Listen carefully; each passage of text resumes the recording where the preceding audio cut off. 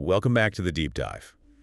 If you woke up yesterday and tried to stitch together the global news, it probably felt like a huge contradiction. It really did. On one hand, you have these massive announcements of digital acceleration, and on the other, you see the physical world just throwing up these hard resource barriers. Yeah. The sources we analyzed this morning, though, they give us a pretty stark, clear framework for making sense of that tension. Okay, so let's unpack this. Before we dive into the details, what's the simplest way to summarize yesterday's world?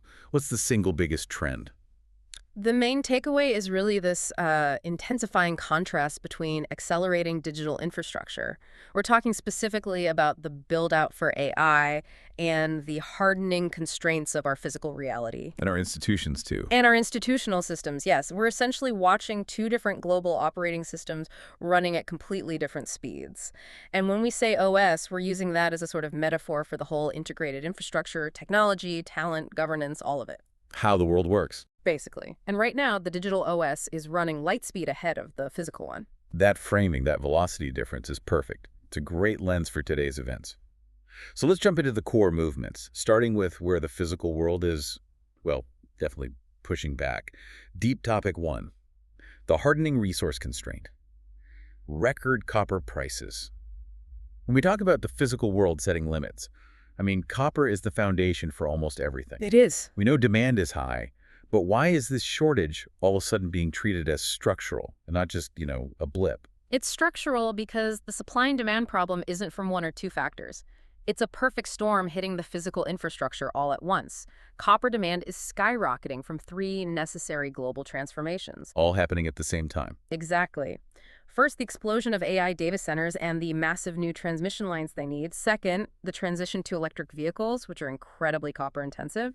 And third, just the general build out of green energy infrastructure, solar, wind, grid upgrades. You simply can't build the future without it. So it's the material foundation for the entire green and digital economy. What specific thing did we see yesterday that just screamed peak tension in the market? Well, copper prices just updated to a historical peak, and this isn't based on abstract trading. We look at the London Metal Exchange, and the critical signal there is that inventory levels are extremely low. So the cupboards are bare. Near historic lows for the stock you can get delivered right now. This confirms the shortage isn't speculative, it's deep-seated, it's affecting industrial users today. This is a structural deficiency with a very high global weight. This raises a huge question then.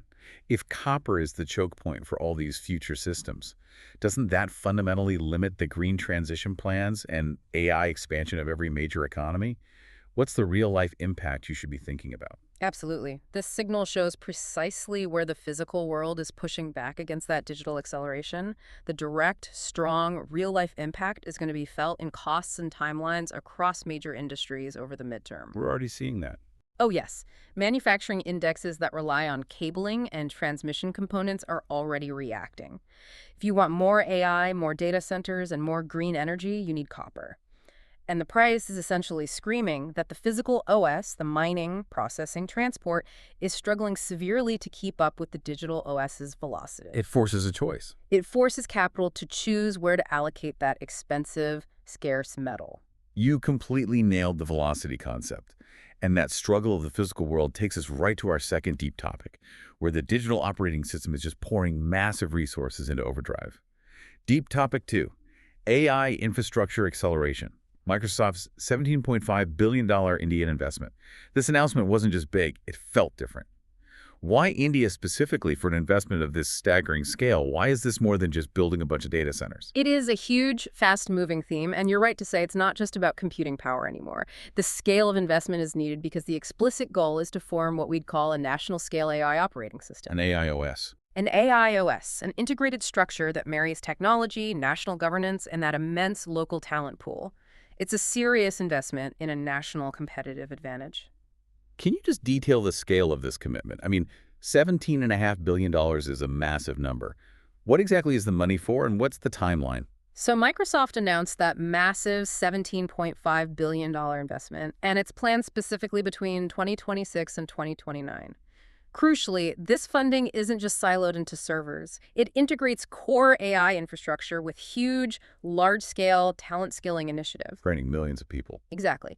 And direct integration with key social security and government platforms. Okay, let's focus on that integration point. Tying hyperscale AI directly into Social Security and government services, that feels like a deeply structural move. What does that integration actually mean for people on the ground, and why is that so significant for you to watch? This is a deliberate effort to create a new global center for AI talent and resources, which makes it a critical topic impacting multiple countries and cities. We are watching an attempt to synchronize the talent operating system with the digital infrastructure, primarily centered around major cities like Bangalore and Hyderabad. And the impact is now. The strong real-life impact is immediate. This is a major city-driven shift with real midterm significance. It's fundamentally rewiring the global tech geography by building capacity where the talent already is and then connecting it directly to governance. It ensures these systems can scale nationally and very, very quickly. So we have the physical world constraining through copper, the digital world accelerating through this massive investment in India. Now, let's look at that third core piece of the puzzle, the institutional structures, which are often the slowest to adapt. Deep topic 3, institutional fatigue, lowest pace of Ukraine military aid. We saw data that suggests a pretty profound slowdown in aid commitments. After years of this collective effort, why is this institutional fatigue setting in now? Well, the issue is twofold, and both factors are really weakening the established collective security framework. On one side, there is a measured reduction in support that's expected from the United States, often driven by domestic political priorities. And the other side? On the other, this is combined with a very evident European fatigue, which reflects rising domestic economic concerns and, frankly, political weariness about this sustained security commitment. When you say European fatigue, is that just political noise, or is there a real measurable consequence? What does this mean in terms of actual concrete aid commitments? Oh, it's much more than noise. It directly challenges the sustainability of the collective security operating system. The risk has emerged, and our sources show this clearly, that new military aid committed through 2025 will fall to the lowest levels recorded since the invasion began. The lowest level. That's not just a subtle trend, it's a stark, measurable metric that shows institutional commitment is actively winding down. So the systems that rely on collective political will are slowing down drastically, just as digital systems accelerate and physical systems constrain. Does this signal a temporary pause or fundamental softening of the security OS? If we connect this to that bigger picture, it demonstrates clear institutional fatigue. It's a softening of the security OS across the relevant countries. And this is an important topic impacting multiple entities because it creates a fundamentally uncertain outlook for the short to midterm in a key region. Right.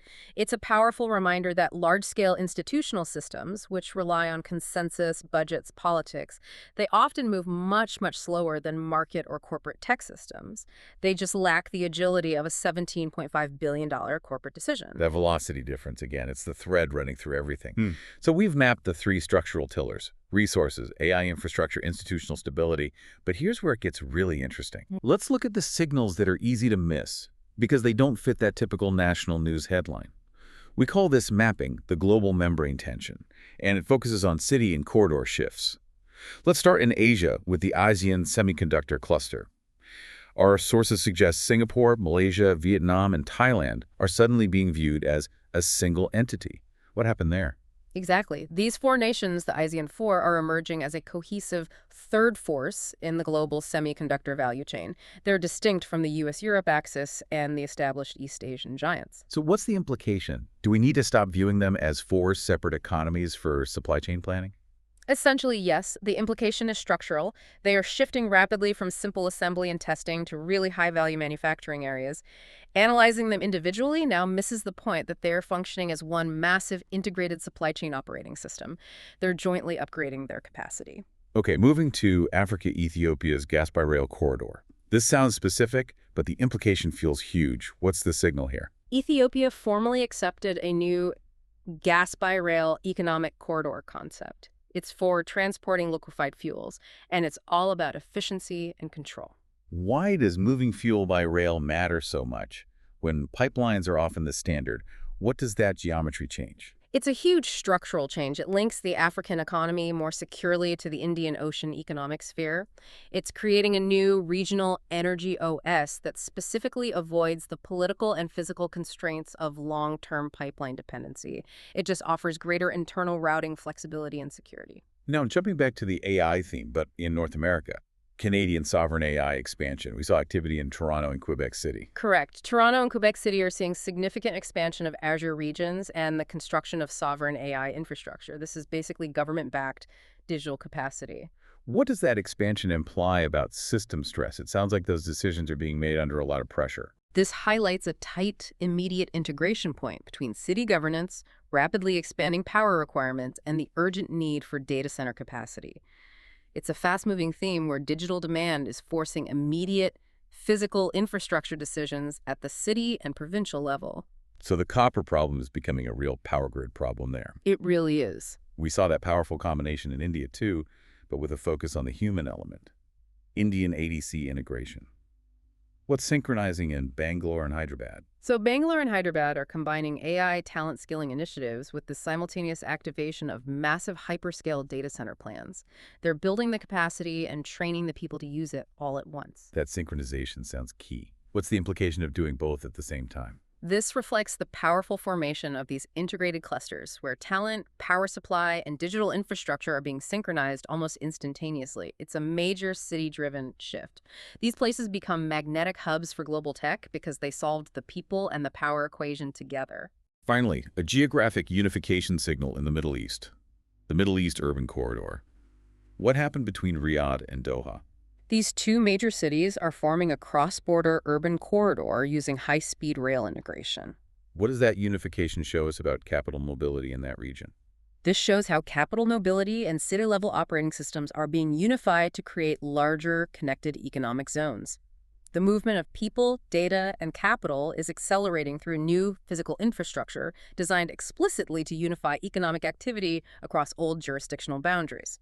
So we've covered everything from a structural copper shortage to a massive national AI strategy in India to institutional fatigue on security and 5 really sharp examples of city-level infrastructure rewiring.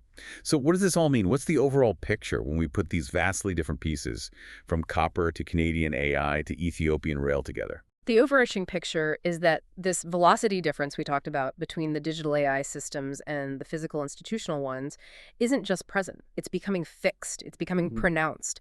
The world is being reorganized not primarily by the diplomatic actions of individual nation states, but by the rewiring of operating systems across cities, economic corridors, and resources. National narratives are falling behind. They're struggling to keep pace with the infrastructure shifts being driven by corporate capital and city-level governance. So if these systems are stretching apart like this, where's the stress most likely to actually show up in the near term? What should you be paying attention to next? The tension, or the shear, is maximizing precisely where 3 things meet: the city OS, the power grid, and the data centers, specifically in the regions we just discussed, North America, India, and that ASEAN cluster. The convergence point. That convergence point, yes, where immediate digital power demands meet limited physical resources and accelerating AI infrastructure. That is the most likely area for rapid, nonlinear events to emerge in the next 1 to 2 years. You should watch infrastructure stress in these regions, particularly around the sustainability and stability of the power grid, as the demand from AI continues to significantly outpace all of our current capacity predictions.